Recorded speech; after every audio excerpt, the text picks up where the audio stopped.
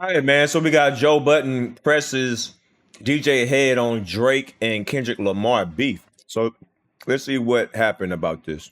Your favorite moment of it? The Euphoria to me is the best song. And you talking about that battle? What's up, everybody? Welcome back to another episode. Please like the video and subscribe. More time, but I understand it. I get it. So Yeah. cool. Kendrick, how did you feel about the backlash from Kendrick's Super Bowl performance? It was stupid to me. It was noise. I caught a lot of hell for that too. It was noise. I thought it was You amazing. caught hell from it? Why? Yeah, I caught it. For what? 'Cause you liked it? Because when Act leaked the playlist, the set list, I trashed it and said this is fake. And you stupid white boys that don't know nothing about hip hop, stop trying to sneak in culture. We'll let you know when you can be down with the culture. I remember that. And Kendrick came out and did that list to a T. Now he come back, eat shit. Oh, the story he told. Storytelling. The story. Samuel. Did you see him? Yeah, so they told my ass. I don't give a fuck. Fuck them. Yeah, I don't care. I thought it was a top tier. When I saw, it was three moments that I've had personally that I saw: the Super Bowl, the GNX tour, and then when I saw Hov do a PSA at the Barclays. To me, those are like the three moments where I'm like, this is rap at the highest level.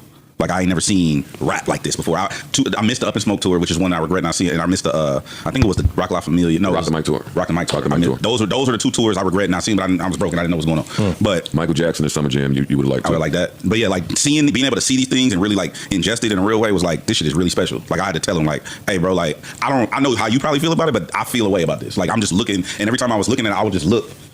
I was watching the show, but I was just looking like, this shit is fucking crazy. You know what I mean? Like, Pop Out might have been the Pop Out was amazing. Like, oh really?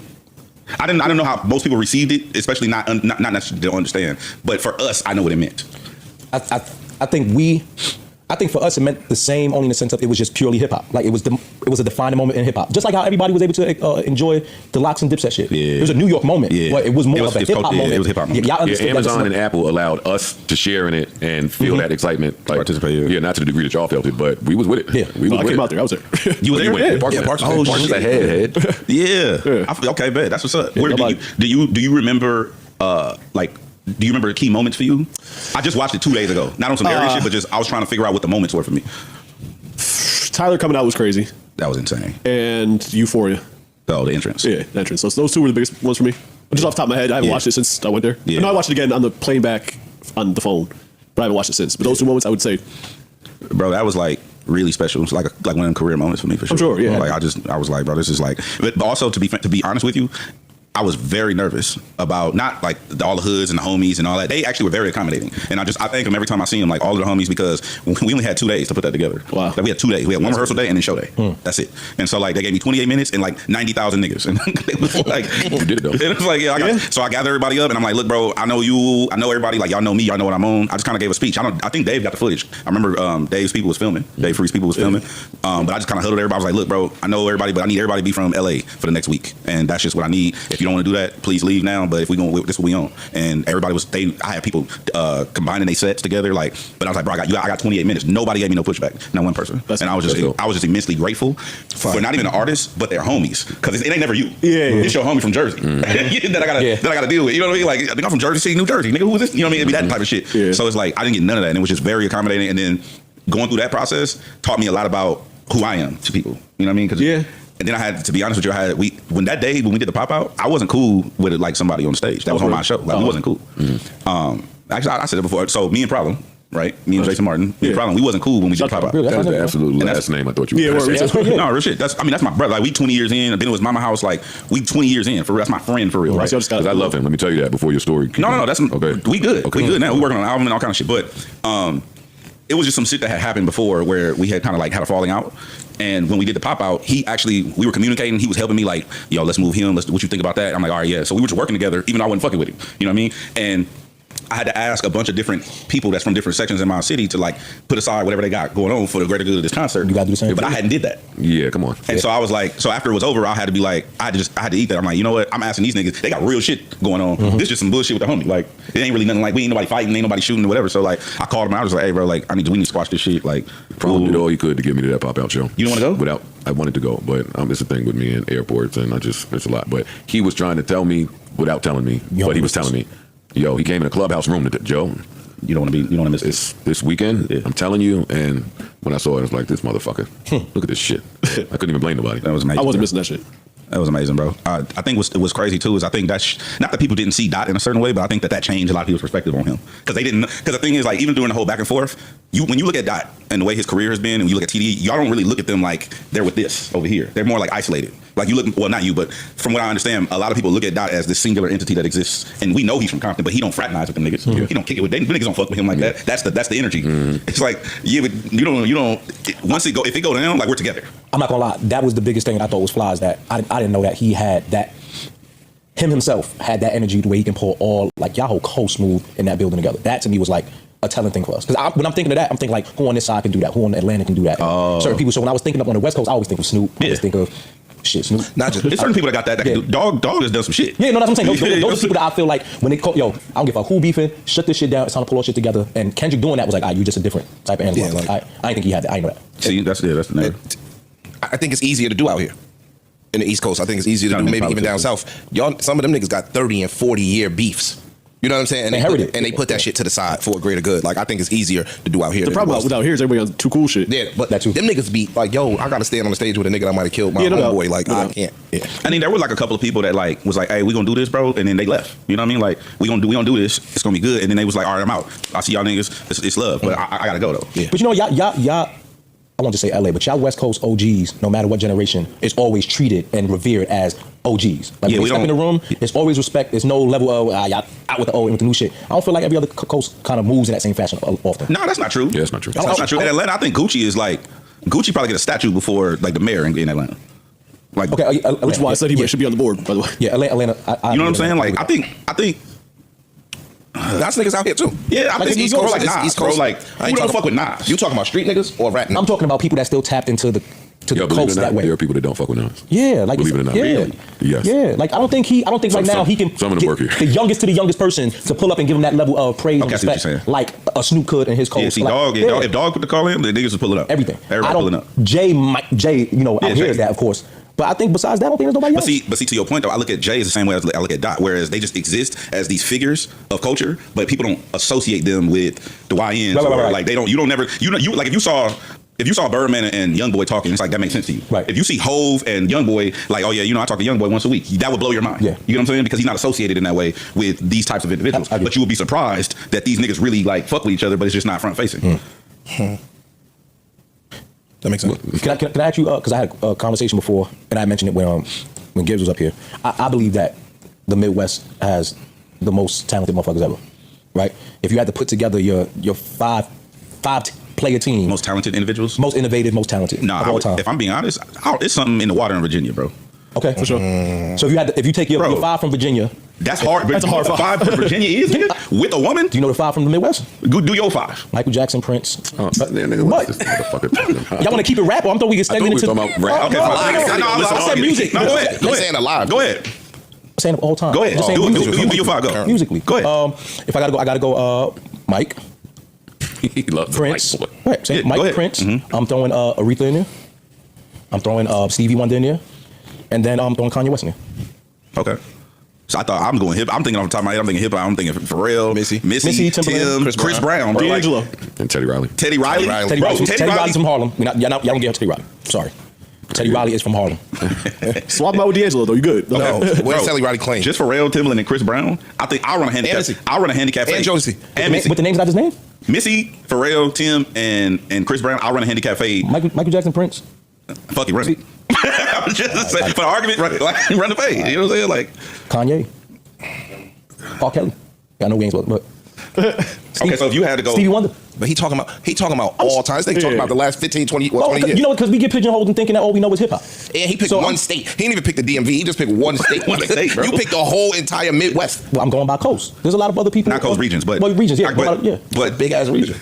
All the regions do it. Speaking of regions, who do you think should claim North Carolina? I saw this because Knife Wonder went on a really, really interesting rant the other day about North Carolina and people thinking that it's Midwest or North Carolina. correct. It's a from pop and hip hop out of the Northeast in the 80s and early 90s because that's where majority of the music was from Augusta, Georgia, coast of New York when it's not true at Aubrey and Audio. Oreo to me is the best. What he quantifies to me, that was like, ooh, because that was the case. So Before this incident with Kendrick and Drake, you didn't have any issues with homie at all. Did you know him? no, I never met him. So you just chose to stand aside because of LA. Yeah, bro. Yeah. So I learned that from Glasses calls it street urban culture, right? Which is what he quantifies as hip hop. But I learned that I don't agree with it, but I was conditioned to believe that right or wrong we together. True, but that's a street mentality. It's like when we go out, we all leave together. I might call you out behind the scenes, but in public we together. Yeah. So I agree with that. That's something to me, and I guess I could talk about it. There was an incident that happened that made that drilled this lesson in my mind. It was years ago when Rick Ross got into it on the red carpet with Krayshawn. This is years ago, right? She's a white rapper and whatnot. Okay, so the homie Stretch, he's from Seaside, towards the Bay in California. He's like our brother. Stretch managed her. But at the time, Glasses had a song with Ross that was like moving, and so when they got into it on the red carpet, it was like, oh, we gotta like figure this out. And I'm trying to be diplomatic, but he's like, no, we would Stretch. And I'm like, but what you mean? Like, we need it's the record business. And he like, we always with family. Yeah? That's law. Like, it don't matter who it is or what it is. That to me drilled in the lessons I learned growing up. Whereas they teach you learn on the playground. Like, this my homie. If he fight, y'all are fighting, or like you just learn that. And so with the Dot things, like, this is my real friend. We're not industry friends. Like, I know his family. Like, we came up together. You know what I mean? Like, I know Dot 20 years. But doesn't that put you in a tricky situation as a radio DJ? No. Not at all. So you know how to differentiate the two ways. Like, this is my personal, but I'm still able to conduct business. I listened to some of your tapes before. I can feel how I want to. I play shit out like all the time. It don't. I don't want It don't matter to me about that. If it's business, it's business. You know what I'm saying? What I'm not willing to do is compromise my morals or my manhood for business. Everything else, it could be what it could be. You don't gotta fuck with me. But if we gonna do business, let's do business. Same thing. I told him about when we did the pop out. It's the same thing for me. But if this is my friend for real, fuck the music and fuck all of I get the DJ and fuck all that. Like, this is my friend for real. Like, we made, like, we shared noodles and shit. You know what I mean? Like, so it's just a little different. And a lot of people think of it different. It's a little different because they don't understand the cultural nuances that come with real relationships, as opposed to just, oh, that's my nigga, I fuck with him on Twitter.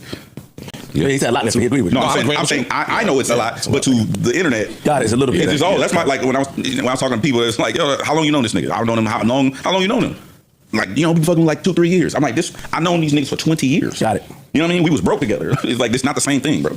But sorry, you gonna ask a question? Yeah, it might. It's probably a little messy, but fuck it. So when you say that, what's your thought on people like not from your coast or not from your city being able to come out there and get into the space, the media space or the music space, and actually cause some level of rift? Oh, I'm not a fan of it. Here's the thing: if you look at, there's people that claim I blackball them. There's people who say like I don't do this for them or I don't do that. All this, there's whole thing pieces on YouTube about it, right?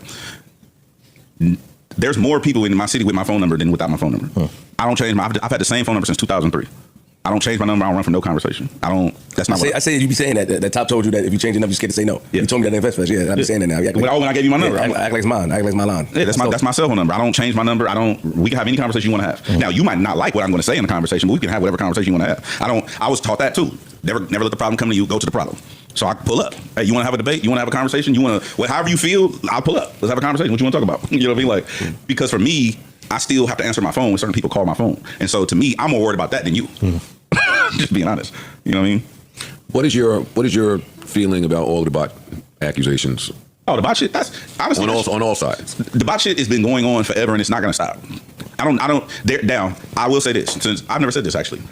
I have seen with my own eyes somebody bot. It wasn't Dot or anybody related to us or whatever. But I ain't gonna put him out there. But I saw somebody do it and he was doing it to show me, hey, this is what's going on.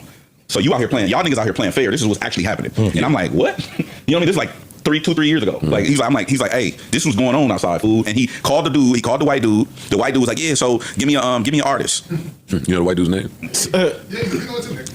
He's like, give me an artist. He was like, oh, he gave him the artist. He was like, all right, refresh his page. And it was there. I'm like, what the fuck is? That's crazy. And he was like, yeah, bro, y'all out here playing fair. This is what's going on. And he did. I will say this. I've never said this publicly, but he told me there's 2 artists that he knows for sure that doesn't bot. He said it's Kendrick Lamar and DaBaby. He told me, and this is a person that fucks with the people. He said whatever they got, them numbers is real. That's what he told me. I don't know nothing about it. I don't know how to get it done. I don't remember the white dude's name, but I remember being there and the nigga doing it in front of me, and I was like, this shit is crazy. I'll tell you his name later. I think I'm going to say this. But the bot shit is just like, bro, it's no different than bundles. It's not. Everybody can complain about the system. Oh, no, it's different from bundles. Bundles is selling a thing. Yeah. No, what I'm saying to you is people complain about the system of things instead of just learning the systems and figuring out how to maneuver around them or beat them.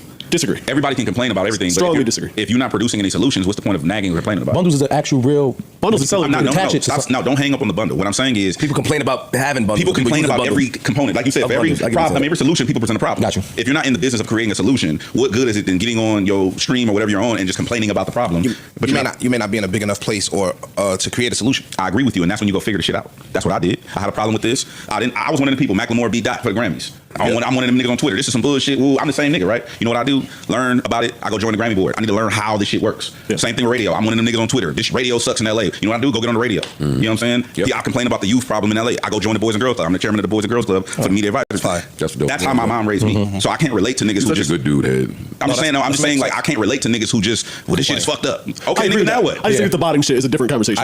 Okay, but the botting thing, people complain about the bots, right? Yeah. Let's say. Man, let niggas scam. Y'all just say y'all don't get niggas scamming. Let's say you're complaining about the bots, but you don't do music. Right. Why do you give a fuck? Still a fan of music. Okay, you can be a fan, be a fanatic of the music, but you can't be invested in real results. That's not the same thing. Now you're investing in the business of the music. You're not being a fan of it. It's too many people are there in the business that don't know what the fuck they're talking about. That's the problem in business. Yeah, they don't know what they're talking about. I've had artists come to the radio. I've been in radio 15 years or something like that, right? I worked on Big Boy Show. I did 3 years there. Then I got my own show. I did that for 4 years. Now I did my own show with Gina too. Like so people will come to the radio station. I've done every facet of it: internet, satellite, terrestrial. Right? People come to the radio station and tell me how to get on the radio. That's what this new shit is. No, you're right about that. Just like people will tell you how to pod. Man, you know what Joe and Ian, you know what y'all should be doing every week. It's like, bro, or you could go. All right, well, go do it then. Right. Go do it, and then we can have a conversation. Until then, shut the fuck up. That's why for me it's important to identify who's listening and critiquing and forming opinions as a consumer. Yeah. Because I had to learn it's different. It's different. It's different. Well, fans are on the floor now. Now the fans are on the court, and they have a right to do that. Like I'm not mad at that, but how I hear it, it's just because I'm jaded and been in the business for so long. It's just different than the consumer. Right. And it took me a long time to be able to put myself in consumer mode. Facts. Too. But that's a compartmentalization I was talking about earlier, where you asked me how I listen. It's 3 different ways I listen to music. When people play me, if you play me a song, like you play me a record, I'm gonna say, all right, what do you want me to do before you play it? I want you to tell me what's wrong. You want me to critique it? You want me to just hear it? Or do you want me to tell you how to monetize? Like, what's the goal? Yeah. And then I listen to it because I have to program beforehand, if that makes sense. Makes a lot of sense. That's just how my brain is set up at this point. I can't just passively listen to shit and inform a dumbass opinion about it, and that wasn't even your goal. I can be like, yo, E, this song ain't do nothing with the girls. It's like, nigga, this is for the block. Yeah. It's like, nigga. All right. Well, this was a very diverse great conversation that DJ Head, which is Kendrick Lamar's DJ, having with Joe Budden, man. So y'all leave a comment down below and y'all let me know what y'all think about this conversation.